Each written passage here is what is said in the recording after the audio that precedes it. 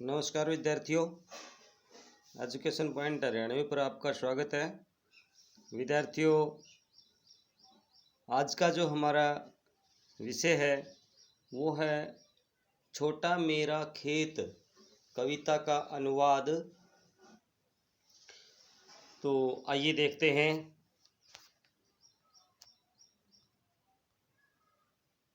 छोटा मेरा खेत। सबसे पहले पढ़ते हैं हम इसका कवि परिचय। गुजराती कविता के सशक्त हस्ताक्षर उमाशंकर जोशी का जो जन्म है वो 1911 ईस्वी को गुजरात में हुआ था। 20वीं सदी में इन्होंने गुजराती साहित्य को नए आयाम दिए। इनको परंपरा का गहरा ज्ञान था।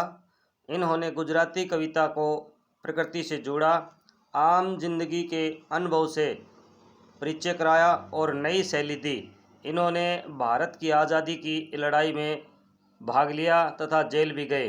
इनका देहावसान 1988 में हुआ। रचनाएं। उमाशंकर जोशी का साहित्यिक अवदान पूरे भारतीय साहित्य के लिए महत्वपूर्ण है। इन्होंने एकांकी, निबंध, कहानी, उपन्यास, संपादन व अनुवाद आदि पर अपनी लेखनी है वो सफलतापूर्वक चलाई है। इनकी रचनाएं हैं वो इस प्रकार हैं भाई। एकांकी जो है, विश्व शांति, गंगोत्री, निशीथ, प्राचीना, आतिथ्य, वसंत, वर्षा, महाप्रस्थान, अभिज्ञा आदि। कहानी है इनकी सपना बारा और शहीद। उपन्यास है भाई श्रावणी, मेणी, विषामो। निबंध है पराकांजव्य। संपादन गोष्ठी, उगाड़ी बारी, क्लांत कवि, महारा सोनेट, सवपन प्रायण तथा संस्कृति पत्रिका का संपादन इन्होंने किया। अभिज्ञान शाकुंतलम व उत्तर रामचरित मानस का इन्होंने गुजराती भाषा में अनुवाद किया है।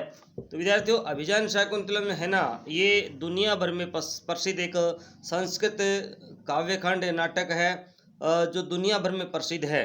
तो इसका भी इन्होंने अनुवाद गुजराती भाषा में किया है।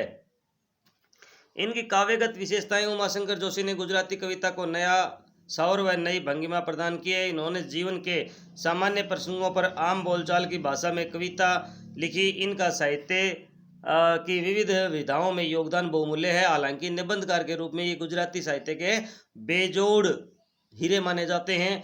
और इनकी जो भाषा शैली है ना, भाषा शैली जोशी जी की काव्य भाषा सरल है। इन्होंने मानवतावाद और सौंदर्य, प्रकृति के चित्रण पर अपनी कलम चलाई है। इन्होंने कविता के माध्यम से शब्द चित्र भी प्रस्तुत किए हैं। आइए पढ़ते हैं कविता का सार। इस कविता में कवि ने खेती के रूप में कवि क्रम को हर चरण में बांधने की कोशिश की है।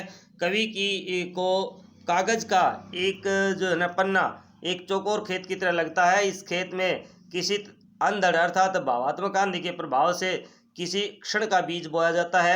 यह बीज रचना, विचार और अभिव्यक्ति का हो सकता है। यह कल्पना का सहारा लेकर के विकसित होता है। इस प्रक्रिया में स्वयं कवि भी गल जाता है। उसके शब्दों के अंकुर निकलने लगते हैं और अंततः कृति एक पूर्ण स्वरूप ग्रहण कर लेती है। जो कृषि क्रम के लिहाज से पोषित और पल्लवित होने की स्थिति में है। साहित्यिक कृति से जो अलौकिक रसधारा फूटती है वह क्षण में होने वाली रोपाई का ही परिणाम होता है। पर यह रसधारा का अनंत काल तक चलने वाली और कटाई से कम नहीं होती। खेत में पैदा होने वाला अन्न कुछ समय के बाद समाप्त हो जाता है, किंतु साहित्य का रस है वो कभी समाप्त नहीं होता है। तो आइए देखते हैं इसके कठिन शब्द। चौकन्ना होता है चार कोनों वाला, पन्ना होता है पृष्ठ, अंधड़, आंधी, क्षय क्षय नहीं भैया, क्षण है। क्षण माने पल, रसायन, सहायक पदार्थ या रासायनिक सामग्री। निशेष, ये निशोष नहीं, निशेष पूरी तरह से। अंकुर, नन्हा पौधा, फूटे पैदा हुए। पल्लव, पत्ते, पुष्पों, फूलों, नमित, झुका हुआ। और विशेष होता है खास तौर पे। तो आइए, छोटा मेरा खेत चौकोना। यहाँ भाई ये काव्यखंड में इसमें ना आसुदी छपी हुई है, मिस प्रिंट है। इसको थोड़ा सा इस तरह से पढ़ना है। छोटा मेरा खेत चौकोना, कागज का एक पन्ना। भाई जिस प्रकार किसान का एक छोटा सा खेत होता है ना, किसान का खेत चौकोर होता है, उसी प्रकार कवि का जो खेत है, जो कागज रूपी पन्ना है, वो भी चार कोनों का है, यानी चौकोना है। कोई अंधड़ कहीं से आया, क्षण का बीज वहां बोया गया। भाई जिस प्रकार किसान अपने खेत में बीज बोता है, उसी प्रकार कवि के विचारों की एक भावात्मक आंधी है ना, वो उसके हृदय में आई और उन्होंने एक क्षण का बीज बो दिया, अर्थात कागज पर अपनी लेखनी को इन्होंने चलाया। यानी कवि के मन में जो भाव उत्पन्न हुए, उन्होंने एक चौकोने यानी चार कोनों वाले एक कागज पर, जो खेत की तरह लग रहा है कवि को खेत की तरह इसलिए लग रहा है, जिस तरह से किसान का खेत चौकोना होता है, उसी प्रकार कवि का जो कागज रूपी खेत है, ये भी चौकोना होता है। किसान भी बुआई का कार्य करता है और कवि भी अपनी बुआई का कार्य कर रहा है। कल्पना के रसायनों को पी, बीज गल गया निशेष, शब्द के अंकुर फूटे। और भाई वो जो है ना, कल्पना भावना की आंधी में वो कागज है, वो क्षण का बीज जो है वो गल गया है, जो बो दिया था, और अब उसमें विभिन्न प्रकार के रसायन हैं, हवा, पानी, खाद आदि से है ना, वो पूरी तरह से गल करके अंकुरित हो गया है, उस पे अंकुर निकल आए हैं। पल्लव पुष्पों से नमित हुआ शेष, और पल्लव पुष्प भाई, अब पल्लव नए नए हरे पत्तों से और पुष्पों से, पत्तों और फूलों से अब वह सराबोर हो गया है, और नमित हुआ शेष, अब उसके ऊपर भार होने के कारण अब वह वृक्ष जो है ना झुक गया है। तो यहाँ कवि का कहने का भाव यह है कि जो है ना, जिस व्यक्ति के भाव मनोरम होते हैं, कोमल होते हैं, वह व्यक्ति झुक जाता है। आइए देखते हैं, कवि ने कल्पना के माध्यम से रचना क्रम को व्यक्त किया है। रूपक अलंकार है इसमें। कवि ने खेती व कविता की तुलना सूक्ष्म ढंग से की है। पल्लव पुष्प गल गया में अनुप्रास अलंकार है भाई, खड़ी बोली का सुंदर प्रयोग है। दृश्य बिंब का इसमें सुंदर उदाहरण है। प्रतीकात्मकता का समावेश है। कवि ने अगले इसमें जो कुछ प्रश्न है भाई जो दिए जाते हैं, कवि ने कवि क्रम की तुलना किससे की है और क्यों? तो देखिए, कवि ने कवि क्रम की तुलना खेत से की है, क्योंकि खेत में बीज खाद का प्रयोग करके पौधा विकसित हो जाता है, और उसी तरह से कवि भी भावात्मक क्षण से कल्पना विकसित करके रचना क्रम करता है। कविता की रचना प्रक्रिया समझाइए भाई। तो देखिए, कविता की रचना प्रक्रिया फसल उगाने की तरह ही होती है। जैसे पहले कवि के मन में भावात्मक आवेग उमड़ता है, और फिर क्षण विशेष के में रूप ग्रहण करके वह भाव कल्पना के सहारे विकसित होकर के रचना बन जाते हैं, तथा अनंत काल तक पाठकों को रस देता है। अगला प्रश्न है इसमें, खेत अगर कागज है तो बीज क्षण का विचार, फिर पुष्प पल्लव क्या है? तो इसका उत्तर है, खेत अगर कागज है तो बीज क्षण का विचार है, और फिर पल्लव पुष्प कविता है। यह भाव रूपी कविता पत्तों व पुष्पों को से लदकर झुक जाती है। अगला लास्ट प्रश्न है, मूल विचार को क्षण का बीज क्यों कहा गया है? इसका रूप परिवर्तन किन रसायनों से होता है? तो भाई देखिए, मूल विचार को क्षण का बीज कहा गया है, क्योंकि भावात्मक आवेग के कारण अनेक विचार मन में चलते रहते हैं, उनमें कोई भाव समय के अनुकूल विचार बन जाता है, तथा कल्पना के सहारे वह विकसित होता है।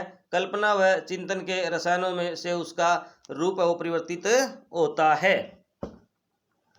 अगले पद्यांश की तरफ बढ़ते हैं। अलौकिक होता है दिव्य भाई, यानी अद्भुत और रस साहित्य का आनंद या फल का रस, रोपाई छोटे छोटे पौधे खेत में लगाना,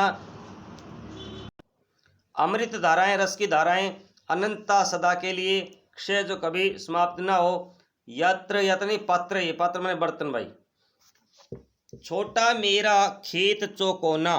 अब यहाँ कवि कहता है कि मेरा जो खेत है वो बिल्कुल छोटा सा है, चौकोना है, चार कोनों वाला है।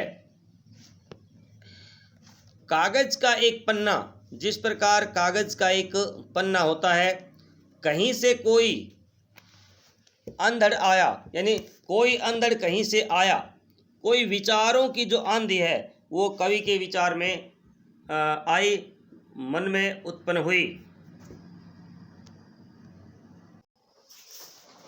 कोई अंधड़ कहीं से आया, क्षण का बीज वहाँ बोया गया। तो यहाँ कवि का कहने का भाव यह है कि हृदय में, कवि के हृदय में पलने वाला वह मानव ये भाव कविता के रूप में, फल के रूप में पक जाता है और झूमने लग जाता है, क्योंकि वह जो बीज अंकुरित होकर के पल्लव पुष्पित हुआ था, अब उसमें फूल अच्छी तरह से, फल अच्छी तरह से पक गए हैं और उसमें आनंद का रस जो है ना उत्पन्न होने लगा है। यानी रस की जो अलौकिक धाराएं हैं ना वो उसमें अभी बहने लगी हैं, उसमें से एक अलौकिक रस है वो टपकने लगा है। अमृत धाराएं फूटती रोपाई के क्षण की, और आनंद की जो धाराएं हैं फूटने लगती हैं, यानी भावों की जो बुआई कवि ने की थी ना, उन भावों की बुआई के कारण जो अनंत काल तक जो धाराएं उसमें बह रही हैं। यानी कटाई अंत की, लुटते रहने से जरा भी नहीं कम होती रस का अक्षय पात्र सदा। और कविता के भाव इतने मनोरम होते हैं, यदि उनको निरंतर बांटा जाए तो निरंतर बांटने से भी वो कम नहीं होते हैं। जिस प्रकार किसान फसल को काट लेता है तो उसे आनंद की अनुभूति होती है, उसी प्रकार जब कविता के भाव प्रस्फुटित होने लगते हैं और वह मानव हृदयों तक पहुंचती है, तो कवि कहता है कि जितना भी वो अधिक लुटाई जाती है, यानी जितना भी लोगों के हृदय तक ज़्यादा पहुंचती है, तो उसमें अत्यधिक अलौकिक धारा वो बहने लगती हैं। और जो रस का जो पात्र है वो अक्षय होता है, जिसमें कभी भी आनंद रस की समाप्ति नहीं होती है। इसलिए कवि कहता है, छोटा मेरा खेत चौकोना, कागज रूपी मेरा छोटा सा खेत है, जो कभी भी जिस पर एक काव्य की जो रचना कवि ने की थी वो कभी समाप्त होने वाला अक्षय पात्र है, कभी भी समाप्त न होने वाला है। और कविता की कोई सीमा नहीं है कि वो अनंत काल तक जो है कटाई करने पर तक भी आनंद का आनंद देता रहेगा। देखिए कवि क्रम का सुंदर वर्णन किया गया है भाई। कविता का आनंद शाश्वत है। छोटा मेरा खेत चौकोना में रूपक अलंकार है, तत्सम शब्दावली युक्त खड़ी बोली है, रस शब्द का अर्थ है काव्य रस और फल रस का है, अतः यहाँ सलेस अलंकार है। इसमें प्रश्न देखिए भाई, अलौकिक रस अमृत धाराएं फूटती हैं, इसकी अलौकिक धाराएं कब और कहाँ से फूटती हैं और क्यों? तो अलौकिक अमृत तुल्य रस की धाराएं फलों के पकने से फूटती हैं। तब ऐसा होता है जब उनके फल, ऐसा तब होता है जब उनके फलों को, पके हुए फलों को काटा जाता है। अगला प्रश्न है, लूटते रहने से भी क्या कम नहीं होता और क्यों? लूटते रहने से साहित्य का आनंद अनंत काल तक लूटते रहने पर भी कम नहीं होता है, क्योंकि सभी पाठक अपने ढंग से रस का आनंद लेते हैं। रस का अक्षय पात्र किसे कहा गया और क्यों? भाई कविता के जो भाव हैं, रस का अक्षय पात्र साहित्य को कहा गया है, क्योंकि साहित्य का आनंद कभी समाप्त नहीं होता है। पाठक जब भी उसे पढ़ता है तो आनंद की अनुभूति अवश्य होती है या आनंद की अनुभूति करता है। लास्ट जो इसका प्रश्न है, कवि ने इन पंक्तियों में खेत से किसकी तुलना कर रहा है? तो कवि इन पंक्तियों में खेत की तुलना कागज के उस चौकोर पन्ने से कर रहा है जिस पर उसने कविता लिखी है। उसका कारण यह है कि कागज रूपी खेत में कवि ने अपने भाव और विचारों के बीज बोए थे, जो फसल की भांति उगकर आनंद पैदा कर रहे हैं। तो प्रिय विद्यार्थियों, बने रहिए एजुकेशन पॉइंट हरियाणवी पर आप मेरे साथ। यदि आपको मेरे द्वारा पढ़ाया गया पसंद आता है तो आप उसे लाइक, शेयर और सब्सक्राइब करना ना भूलें। Thank you. जय हिंद, जय भारत।